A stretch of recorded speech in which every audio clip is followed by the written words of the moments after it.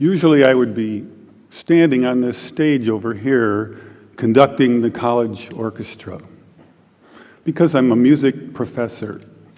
But tonight I'm going to talk about my moonlight activities in the field of science and how they led to a cancer research lab and an important breakthrough. Over the past 8 years, I've had the great pleasure of working with some brilliant and dedicated scientists. They were very open-minded, and we had a common dream that in the future, children would not have to suffer from cancer or from the terrible side effects of toxic drugs or radiation, because we believed there just had to be a better way. There had to be a better way, and we think we may have found it. A scientist said, "You're killing more cancer cells than as if you had used radiation." That same scientist went on, "If you had spent millions of dollars developing a new drug that killed this many cancer cells, it would be a home run."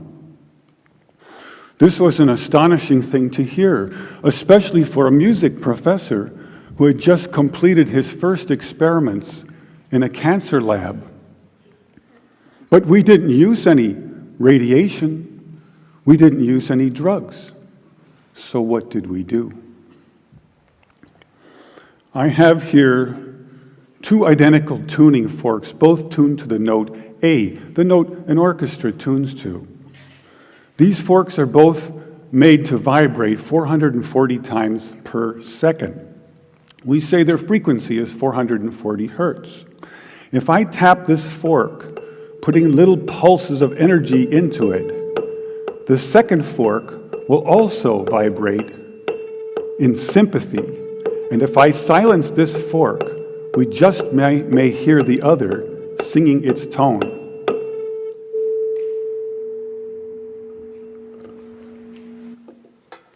We say that I'm inducing a sympathetic resonant vibration in the second fork. It only works because both forks are tuned to the exact same frequency. Now, many of us have seen this very charming young man on the internet who shatters crystal glasses with his powerful voice. But if you watch him carefully, you'll see that first he taps the glass with his finger and listens. The glass sings its natural resonant pitch. Then he takes a deep breath and sings a loud, long note. He induces a resonant vibration in the crystal glass. The vibration grows larger and larger and larger until the glass is shattered. On the other end of the scale, we have a giant bridge made out of concrete and steel, a suspension bridge, the Tacoma Narrows Bridge. Cars and trucks and buses are going over it every day. And unfortunately, where they built this bridge, there was a steady wind blowing across it. And one day this wind induces a small vibration in the bridge, hardly noticeable. But the frequency of the vibration matches the resonant frequency of some part of the bridge. And the vibration gets larger and larger and larger until the bridge collapses into the river below. A destructive resonant frequency. So on one end of the scale, we have a giant concrete and steel bridge destroyed by resonance. And on the other, we have a small crystal glass shattered. So maybe we could shatter something even smaller, something really small, something you would need a microscope to see. Maybe we could shatter a living microorganism. But to do that, you'd need some sort of theory to serve as a basis. And we find that basis in a wonderful book called The Rainbow and the Worm, The Physics of Organisms, by a scientist, Mei Wan Ho. And that book makes a very strong case that living organisms and cells are liquid crystals, or in the least, they have many properties of liquid crystals. Now, we're all familiar with liquid crystals because they are in our laptop computer screens. LCD display, liquid crystal display. And we can change the qualities of the liquid crystals in our computer screen by sending special electronic signals to it. We can change the color and the shape on the screen with these signals. So maybe we could change a biological living liquid crystal with a special electronic signal. But in order to do that, we would need some kind of device. So we searched the US patent database, and we find this invention by a physician, Dr. James Bear of Albuquerque, New Mexico. It's called a resonant frequency therapy device, and its purpose is to induce a resonant vibration in a living organism or cell. And there are two really important things about this device. The first is that it uses a very special kind of antenna. They take a hollow glass sphere, they evacuate the air, they put in some helium gas, and when we send in our electronic signals, the helium gas lights up like a fluorescent light.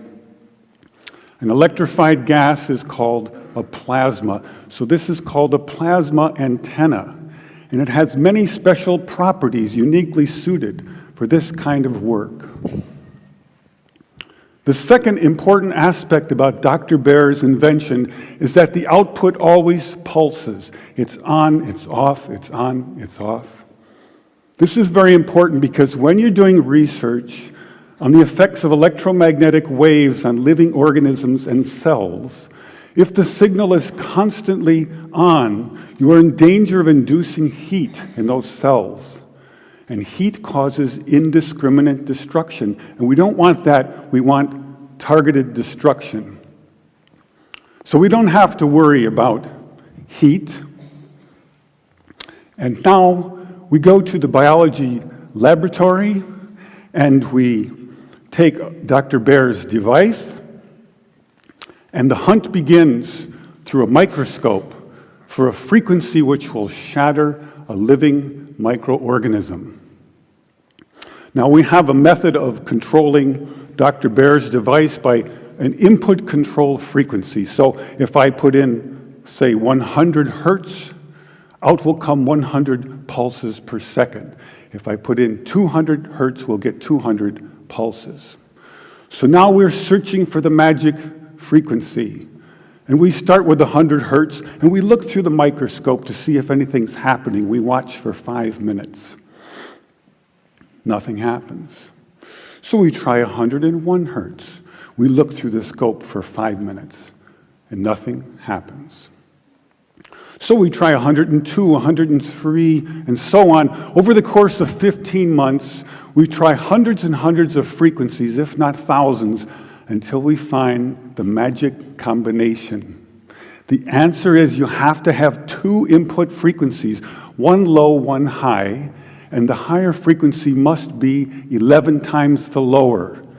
It's what we musicians would call the 11th harmonic. And when we add the 11th harmonic, we begin to shatter microorganisms like a crystal glass. These are the first videos taken. We showed these videos to our friends in the biology department. They said they hadn't seen anything quite like it. Seems to be a new phenomenon.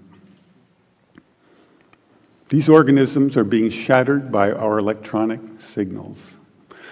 This is a harmless organism, almost friendly, a little blepharisma.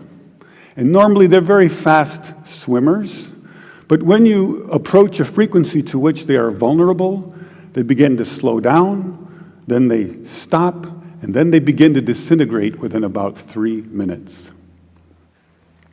So now we know we can destroy a microorganism, and the question comes up, But can you target a specific organism with a specific frequency? So in this next video, you'll see a large organism in the center, a paramecium, undergoing disintegration, and swimming all around it, a tiny different organism, which is unharmed. If we're lucky, we'll also hear the audio as I narrate the experiment live in a noisy lab. Perhaps you can see this sort of fireworks effect happening in the growing blister to the right of the organism. And here comes a little neighbor, wondering what's going on. Who's testing. And you can see blisters forming now on the lower left quadrant and upper left quadrant.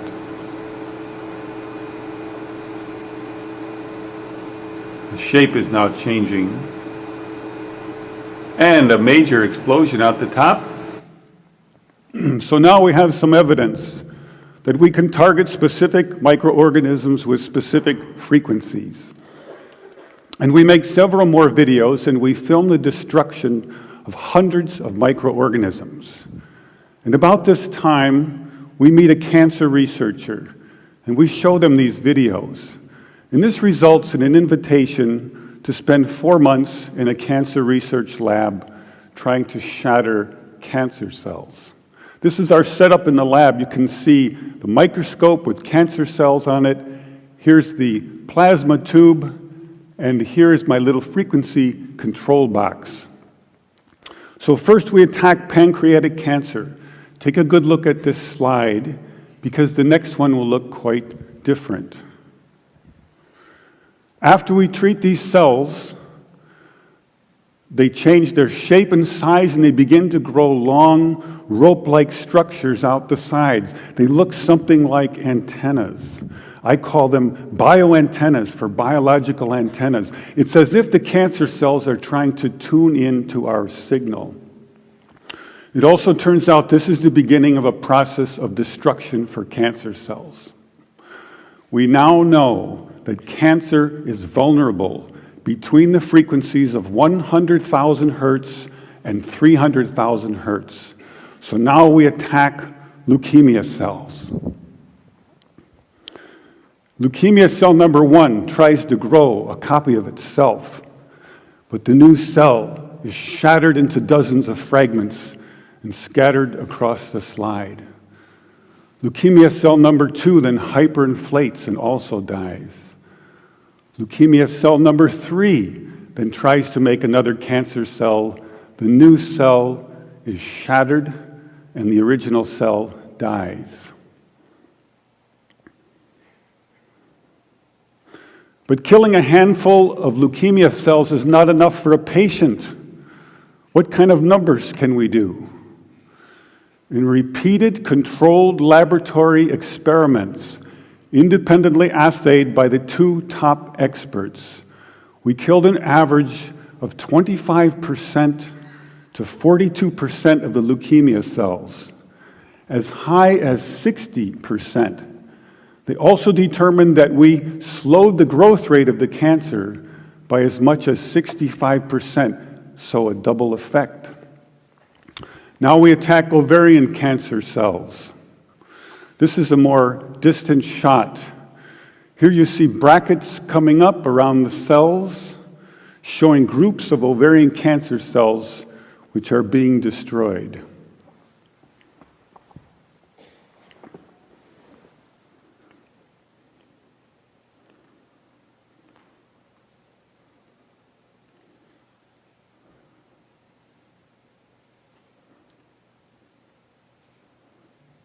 You can see by the end of the video that a great many ovarian cancer cells were destroyed. Now we attack pancreatic cancer once more. In the center of the screen is a clump of pancreatic cancer cells, like a microtumor under the microscope. We turn on our electronic signals, and the tumor shrinks and is broken up. The cells are disconnecting, disaggregating, the opposite of forming a tumor. And some of the cells are destroyed.